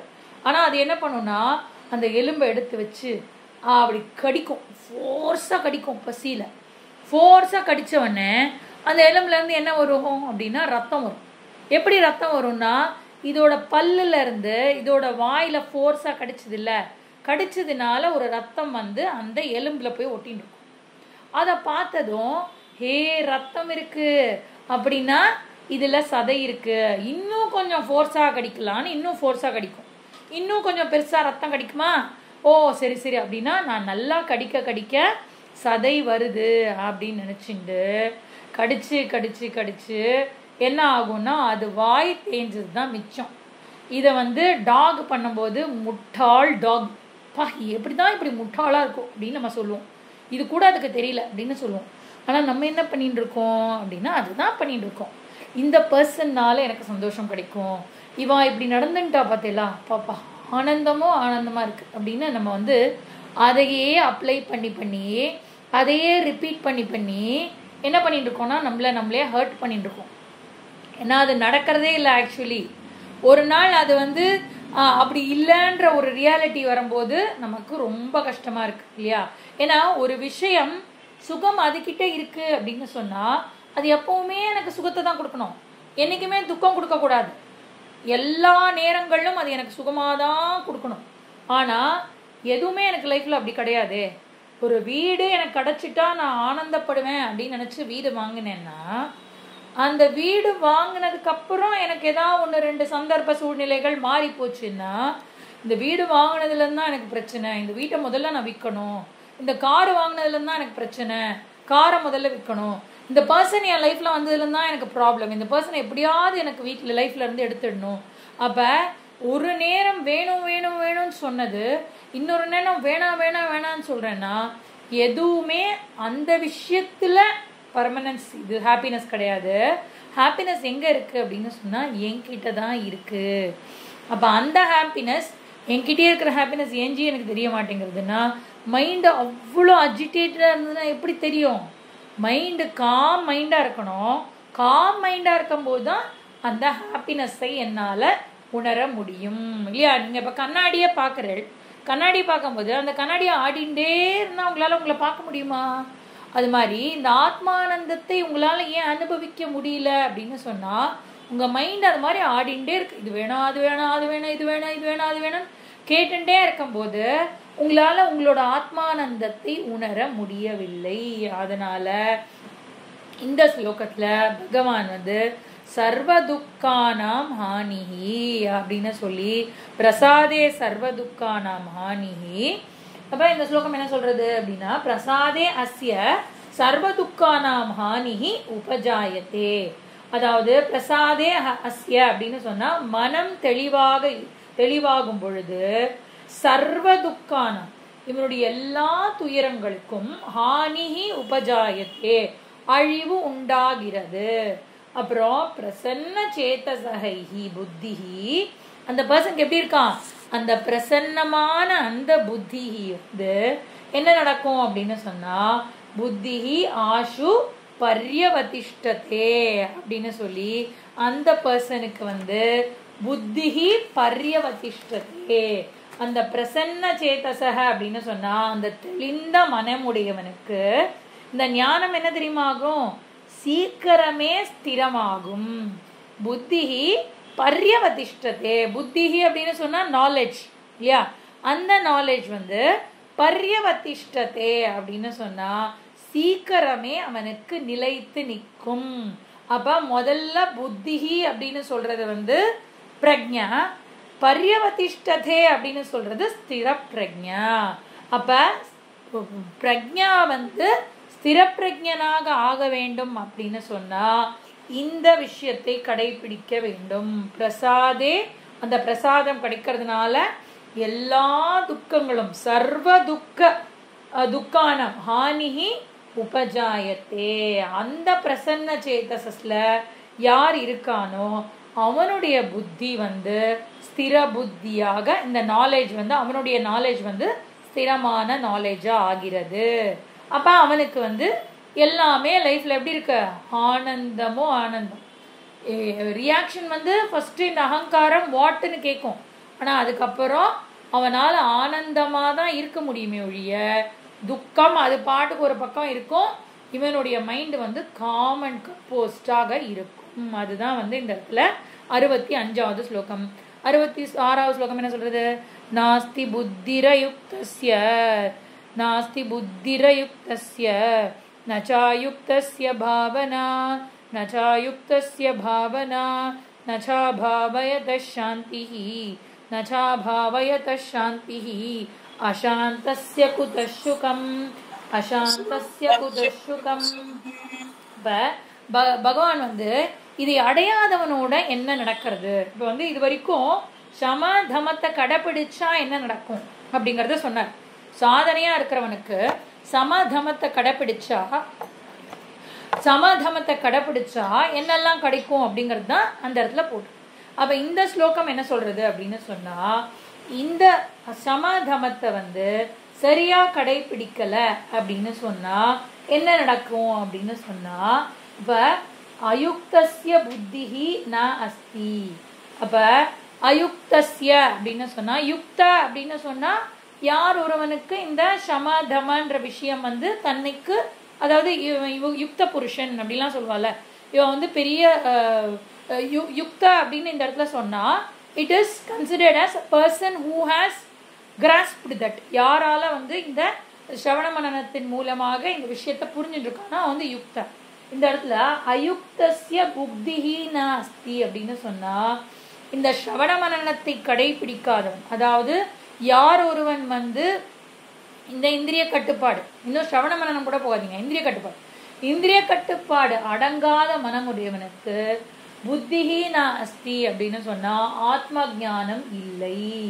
அப்புறம் அவனுக்கு என்னது? அயுக்தஸ்ய பாவனா ந அஸ்தி இல்லையா? நாஸ்தி புத்திரயுக்தஸ்ய நச்சாயுக்தஸ்ய பாவனா அப்படின்னு இருக்கு. அதை நம்ம எப்படி எழுதிக்கணும்னா அயுக்தஸ்ய புத்திஹி ந அஸ்தி. அயுக்தனுக்கு புத்தியும் இல்லை, அயுக்தனுக்கு பாவனையும் இல்லை அப்படிங்கிறார். பாவனைன்னு இந்த இடத்த சொன்னா ஆத்ம சிந்தனை அப்படின்னு அர்த்தம்.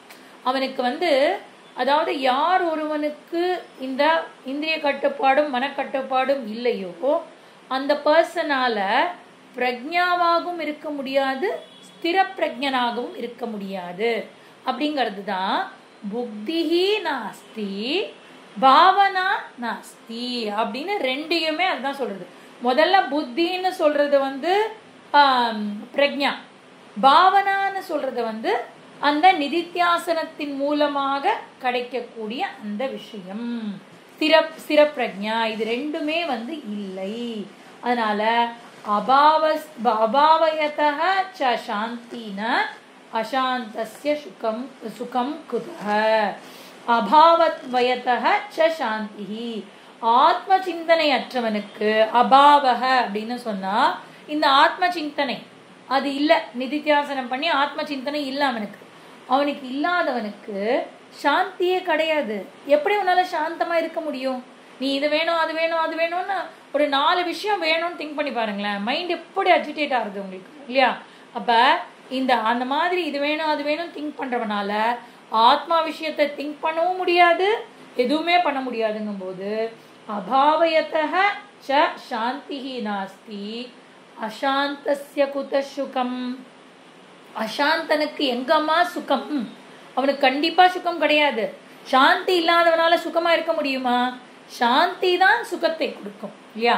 அப்ப அசாந்தஸ்ய குத சுகம். சுகம் அப்படின்னு இந்த ஸ்லோகம் ரொம்ப beautiful shloka. Again very very often quoted shloka இல்லையா? அப்ப நமக்கு என்ன ஒண்ணு தெரிஞ்சுக்கணும் அப்படின்னு சொன்னா இந்த இந்த இந்திரிய கட்டுப்பாடு மனக்கட்டுப்பாடு இருக்குல்ல, அது த்ரூ அவுட் வேணும். நீங்க ஸ்ரவண மனனம் பண்ணும்போதும் வேணும், நிதித்தியாசனம் பண்ணும்போதும் வேணும்.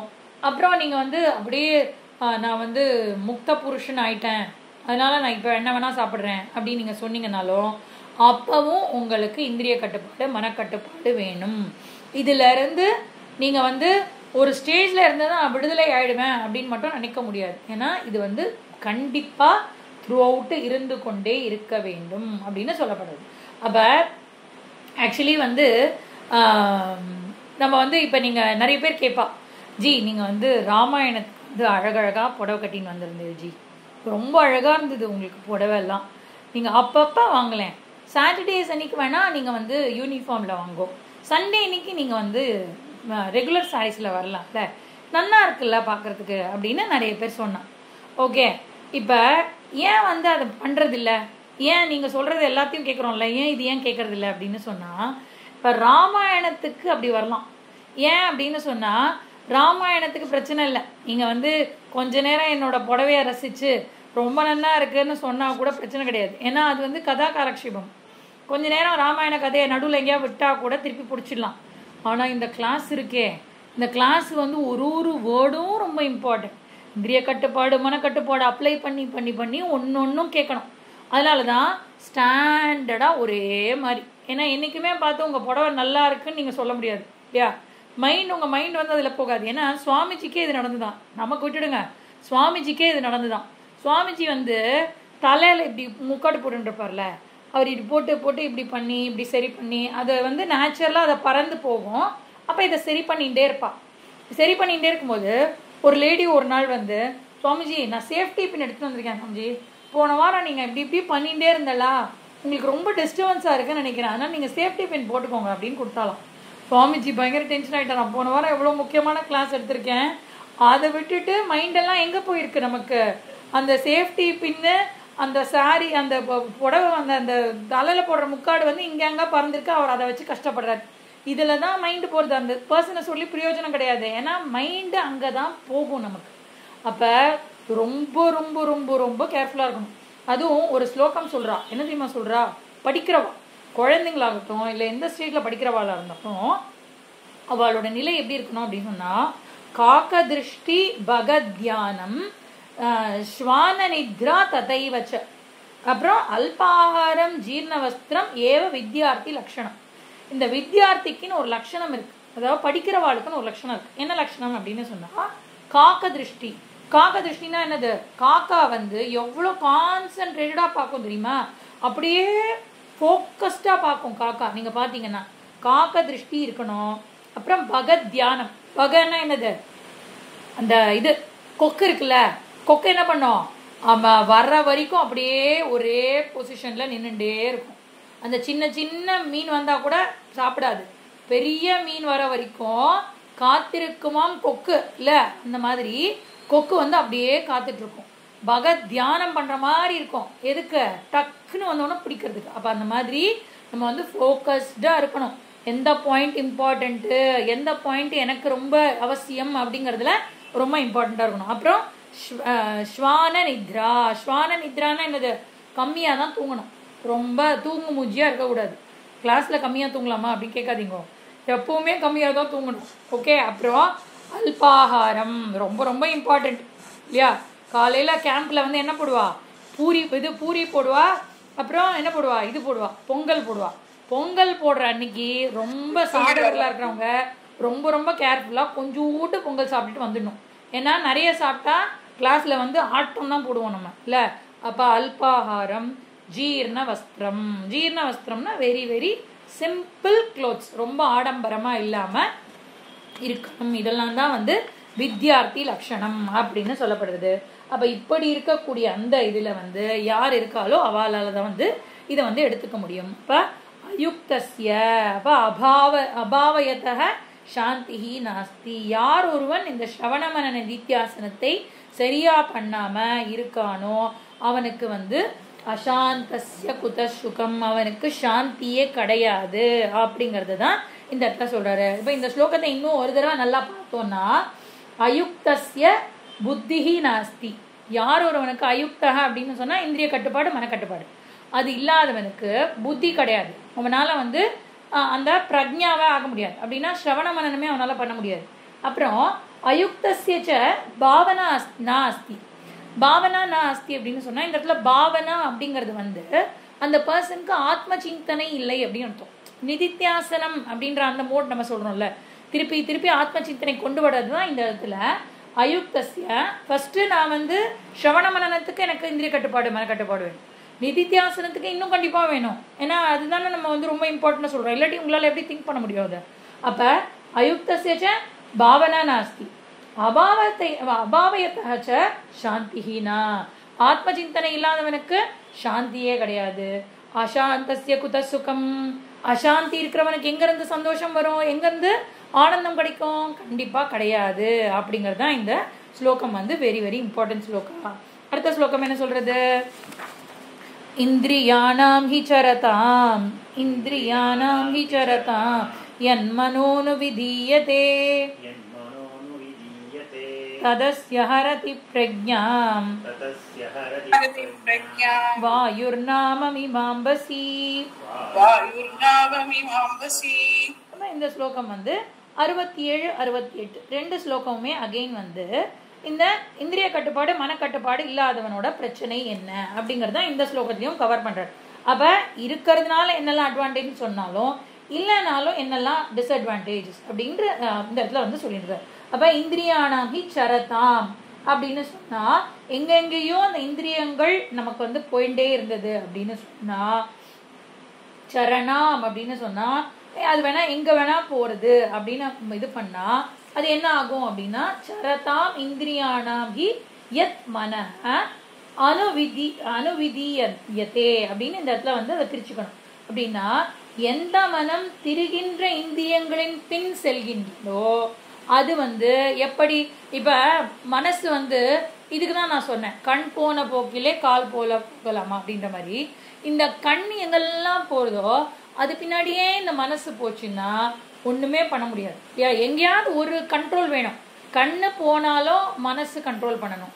அப்புறம் மனசு கண்ட்ரோல் பண்ணி பண்ணி கண்ணையே அந்த பக்கத்துல போக விடாத அளவுக்கு அந்த இந்திரியத்துக்கு கட்டுப்பாடு வரணும் இல்லையா? அப்புறம் நம்ம வந்து அங்க பார்த்துட்டே இருந்தா கூட அந்த இந்திரியங்கள் அதை எடுத்துக்காத நிலைக்கு வந்து இந்திரியங்கள் வரணும். அப்போ இதெல்லாம் வரணும் அப்படின்னு சொன்னால் மைண்டு வந்து வெரி வெரி பவர்ஃபுல்லாக இருக்கணும். அதை வந்து பகவான் ஒரு எக்ஸாம்பிளோட சொல்கிறார். என்ன சொல்கிறார் எக்ஸாம்பிள் அப்படின்னு சொன்னால், இந்த ஒரு போட் இருக்குல்ல, அந்த போட்டு வந்து ததஸ்ய ஹரதி பிரக்ஞாம் வாயுர் நாம விவாம்பசி அப்படின்னு போட்டிருக்கு. அப்படின்னா என்ன அப்படின்னு சொன்னால், வாயுகு நாவம் இவ அப்படின்னு சொன்னால், ஒரு படகை ஒரு போட்டை வந்து எப்படி காற்று தன்னிலைக்கு எடுத்துன்னு போயிடும், அந்த தன்னிலைக்கு அதை எடுத்துன்னு போகாமல் இருக்கணும்னா என்ன பண்ணணும், அவன்கிட்ட அந்த 2 ஓர் இருக்கணும். ஓர் தானே சொல்லுவாங்க, அந்த துடுப்பு இருக்கணும். அந்த துடுப்பை வச்சு காற்று இந்த டைரக்ஷனில் போனாலும் அவனால் இந்த டைரக்ஷனில் அதை வந்து ஆப்போசிட் டைரக்ஷனில் கூட அவன் கொஞ்சம் கொஞ்சமாக அதை அப்ளை பண்ணி அவனுடைய கரையை சென்று அடைய வேண்டும். அந்த மாதிரி நம்ம வந்து வெரி வெரி கேர்ஃபுல்லாக இந்த இந்திரியங்களும் அதுக்கு பின்னாடி போகிற மனசையும் நம்ம வந்து கண்ட்ரோல் பண்ணணும். அப்போ சரதாம் இந்திரியானாம் யத் மனஹ அனுவிதீயதே அப்படின்னு சொன்னால், எந்த மனம் திரிகின்ற இந்திரியங்களின் பின் செல்கின்றனோ, சரதாம் இந்திரியானாம் அப்படின்னா இந்திரியங்கள் எப்படி போகிறதோ அது பின்னாடியே சரதாம் போகிறது. எது?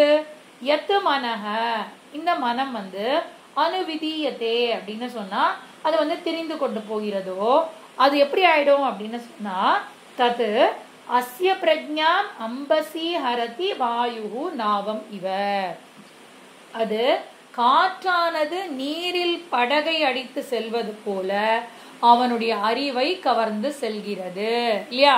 இப்போ கொஞ்ச நேரம், இப்போ ஏன் வந்து ஆன்லைன் கிளாஸ் ரொம்ப கஷ்டம் அப்படின்னு சொல்கிறோன்னா, அட்லீஸ்ட் நேரில் இருக்கக்கூடிய கிளாஸில் நீங்கள் வந்து அப்படி பார்த்துட்டாது இருப்பேள், என்னதான் பார்க்குறேன்ற ஒரு எண்ணம் இருக்கும், மைண்ட் அட்லீஸ்ட் எங்கேயாவது போகும் வரும். இப்போ நீங்கள் கிளாஸை தான் கவனிக்கிறீங்களா இல்லை அங்கே ஏதாவது தான் பண்ணிட்டு இருக்கீங்களா, ஒன்றுமே நம்மளால் கண்டுபிடிக்க முடியாது இல்லையா? அப்போ அந்த அளவுக்கு ஒரு பாயிண்ட்லேயும் சாதாரணமாக பார்த்துட்டு இருக்கும் போதே அந்த மனசு எங்கேயோ பறி போயிடுறது அப்படின்னா, அப்போ ஸ்ரவண மனனத்தில் எவ்வளோ கேர்ஃபுல்லாக இருக்கணும், ஆன்லைன் கிளாஸில் இன்னும் எவ்வளோ கேர்ஃபுல்லாக இருக்கணும் அப்படிங்கிறத நம்ம வந்து புரிஞ்சுக்கணும். அதுதான் வந்து, இல்லாட்டி என்ன ஆகும், அந்த படகை வந்து எப்படி காற்று அடித்து கொண்டு போனதோ அந்த மாதிரி கடித்து கொண்டு போயிடும். அதுதான் வந்து எக்ஸாம்பிளாக இந்த இடத்துல சொல்லியிருக்காரு. 68வது ஸ்லோகம் ரொம்ப சிம்பிளாக ஸ்லோகம், அதை பார்த்துட்டோம்னா நம்ம என்ன நாளைக்கு கிளாஸில் வந்து 69லேருந்து 72 அது வேற ஒரு டாபிக் அப்படிங்கிறதுனால நமக்கு ஈஸியாக இருக்கும். 68 பார்த்துக்கலாம். தஸ்மாத் யஸ்ய மஹாபாஹோ நிக்ருஹீதானி சர்வஷஹ இந்திரியாணி இந்திரியார்த்தேப்யஹ தஸ்ய பிரஜ்ஞா பிரதிஷ்டிதா. அப்ப இந்த ஸ்லோகம் வந்து தஸ்மாத் அப்படின்னு சொன்னா இந்த இந்த விஷயங்களை சொல்லி பகவான் வந்து முடிக்கிறார். அப்ப தஸ்மாத் ஹே மகாபாஹோ அப்படின்னு சொன்னா ஆதலால் அப்படின்னு நம்ம சொல்றோம்ல, தஸ்மாத் அப்படின்னா ஆதலால் அப்படின்னு சொல்லி, மகாபாஹே மகாபாஹோ அப்படின்னா வலிய தோள்களை உடையவனே அப்படின்னு சொல்லிட்டு என்ன பண்ணணும் அப்படின்னா, நிக்ருஹீதானி சர்வஷஹ, புலன்களின் விஷயங்களிலிருந்து எவனுடைய புலன்கள் முற்றிலும் அடக்கப்படுகிறதோ, அப்ப அந்த விஷயத்திலிருந்து கண்ட்ரோல் பண்ணி புலன்களை யார் கொண்டு வரானோ அவனுடைய ஞானம் மட்டுமே உறுதியாக நிலைத்திருக்கிறது. வெரி வெரி சிம்பிள் தான் இது. தஸ்மாத் ஹே மகாபாஹோ யஸ்ய இந்திரியாணி இந்திரிய அர்த்தேபியஹ சர்வஷஹ. இந்திரிய அர்த்தேபியஹ அப்படின்னு சொன்னா, இந்திரியோட அந்த புலன்களோட விஷயத்துல ஈடுபடாம அந்த இந்திரியத்திலிருந்து வெளிவந்து யார் ஒருவனுடைய மைண்ட் இருக்கோ அவனுடைய மைண்டு தான் ஞானம்தான் உறுதியாக இருக்கும். இல்லாட்டி அந்த ஞானத்துக்கு வந்து உறுதி இருக்காது. அதனால இந்த இடத்துல அந்த செல்ஃப் கண்ட்ரோல் அப்படிங்கிறத கிளியரா புரிஞ்சுண்டு அந்த புரிதலோட அந்த செல்ஃபை வந்து அந்த இந்திரியங்களை கண்ட்ரோல் பண்ணி கொண்டு வரணும். ஏன்னா இப்போ முன்னாடி காலத்தில் எப்படி இருந்தது அப்படின்னு சொன்னால், குழந்தைங்களை வளர்க்கும் போது நிறைய ரெஸ்ட்ரிக்ஷன் போட்டா. இன்னைக்கு அன்றைக்கே நான் ஒரு கான்வர்சேஷன் பேசிகிட்டு இருந்தேன். என்ன ஆச்சு அப்படின்னா, அவங்க வீட்டில் வந்து அந்த குழந்தை வந்து வீடு ஃபுல்லாக கிறுக்கி வச்சுருந்துருக்கும். ஏன் கிறுக்கி வச்சுருக்கீங்க அப்படின்னு சொன்னால், இல்லை ஜி இப்போல்லாம் வந்து குழந்தைய வந்து கண்ட்ரோல் பண்ணக்கூடாது, அதோட க்ரியேட்டிவிட்டி எல்லாம் போயிடும் அப்படின்லாம் சொல்கிறா, அதனால வீடு எங்கே வேணால் கிறுக்கிக்கோ அப்படின்னு விட்டுட்டேன் அப்படின்னு. இப்போ நான்லாம் படிக்கும்போது சின்ன வயசில் எங்கள் அப்பா நான் தான் ஞாபகம் இருக்குது. அப்பா வந்து செவத்தில் கிறுக்குனா பயங்கரமாக திட்டு விடும். உனக்கு வேணுமா நோட் புக்கில் உட்காந்து கிறுக்கு, செவத்துலலாம் கிறுக்கக்கூடாது அப்படின்னு கண்ட்ரோல் பண்ணுவேன். அப்போ அந்த காலத்துல நிறைய விஷயத்துக்கு கண்ட்ரோலிங் பேரண்ட்ஸ் இருந்தா அப்படின்னு சொல்லி இந்த காலத்து பேரண்ட்ஸ் என்ன பண்றாங்கன்னா கம்ப்ளீட்டா எல்லாத்தையும் வந்து ஃப்ரீயா விட்டுடுறான். குழந்தைய எதுவுமே சொல்லக்கூடாது, கண்ட்ரோல் பண்ணா அதோட கிரியேட்டிவிட்டி போயிடும். இப்படி பண்ணா யாராவது ஒருத்தங்க வந்து இப்படி பண்ணக்கூடாது, டிசிப்ளின் பண்ணணும், இதெல்லாம் சொன்னாதானே அந்த குழந்தைக்கு தெரியும்.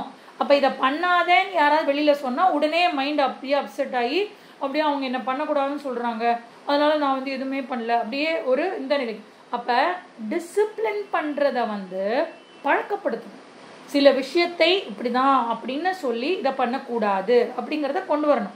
ஆனா இப்ப என்ன நம்ம பேரண்ட்ஸால அதை எதுவுமே சொல்ல முடியல. கோவப்பட்டா சரி பாவம் ஃப்ரஸ்ட்ரேட்டடா இருக்காங்க, ஒரு மொபைல் உட்காந்து நோட்டினா அவங்க என்ன பண்ண முடியும், பாவம் அவங்க லைஃப் அப்படி இருக்கு. இப்படியே நம்ம சொல்லி சொல்லி சொல்லி அந்த டிசிப்ளினுக்கு கொண்டு வரவே முடியாம இருக்கு. அதெல்லாம் வெளி உலகத்துல விட்டுருங்க, அவங்க என்ன வேணா பண்ணிட்டு போறாங்க. நம்ம வந்து கண்ட்ரோல் பண்றதுதான் சொல்ல முடியும். பேரன் பேத்திக்கெல்லாம் இப்போ ஒன்றும் சொல்ல முடியாது நம்மளால, குழந்தைங்களுக்கே சொல்ல முடியாது, நம்ம பசங்களுக்கே சொல்ல முடியாது, பேரன் பேத்திக்கெல்லாம் சொல்லவே முடியும். அது எங்க தெரியுமா அப்ளை பண்ணலாம்? நம்மளோட இந்திரியத்துக்கு அப்ளை பண்ணலாம். நம்மளோட இந்திரியங்கள் வந்து அது எங்கெல்லாம் அது வந்து மைண்ட் வரி பண்ணக்கூடாதுன்னு தெரியுதா இல்லையா? ஏன் வரி பண்றது, மைண்ட் ஏன் வரி பண்றது? வரி பண்ணாம அதை நம்ம சொல்றோம்ல, பாலஸ்தாவத்து கிரீட்டா சக்தா, தருணஸ்தாவத்து தருணி சக்தா, விருத்தஸ்தாவத்து சிந்தா சக்தா. நீங்கள்லாம் வயசாயிடுதுன்னு உங்களுக்கு எப்படி தெரியும்னா, எப்போ பார்த்தாலும் கவலைப்பட்டுட்டே இருக்கேன்னா உங்களுக்கு வந்து வயசாயிடுதுன்னு அப்போ. அப்போ அந்த வரியில இருந்தெல்லாம் கூட நம்ம இதை கொண்டு வந்து மைண்டை வந்து யார் வந்து சரியா சேனலைஸ் பண்ணி இந்த ஆத்ம விஷயத்துல இருந்துட்டே இருக்கோமோ அவளுக்கு தான் சாந்தியை ஒழிய மற்றவாளுக்கெல்லாம் சாந்தி கிடையாது. அதை தான் வந்து அவனுக்கு தான் பிரக்ஞன் வந்து ஸ்தித பிரக்ஞனாக ஆக முடியும். தஸ்ய பிரக்ஞா பிரதிஷ்டிதா, தஸ்ய பிரக்ஞா பிரதிஷ்டிதா அப்படின்னு சொல்லி எல்லா இடத்துலையும் வந்து பகவான் சொல்லிகிட்டே இருக்காரு. இது வந்து அகெயின் ஒரு சாதகன் எப்படி இருக்கணுங்கிறது ரொம்ப பியூட்டிஃபுல்லாக பகவான் வந்து கவர் பண்ணியிருக்கார். பண்ணாதவனுக்கு என்ன ப்ராப்ளம்ங்கிறதையும் நமக்கு சொல்லியிருக்கார். அப்போ இதை திருப்பி திருப்பி கேட்டு நம்ம வந்து கடைபிடிக்க வேண்டிய அவசியம் நமக்கு இருக்கு. ஓம் பூர்ணமத பூர்ணமிதம் பூர்ணாத் பூர்ணமுதச்யதே பூர்ணஸ்ய பூர்ணமாதாய பூர்ணமேவாவசிஷ்யதே. ஓம் சாந்தி சாந்தி சாந்தி. ஹரி ஓம். ஸ்ரீ குருப்யோ நமः. ஹரி ஓம்.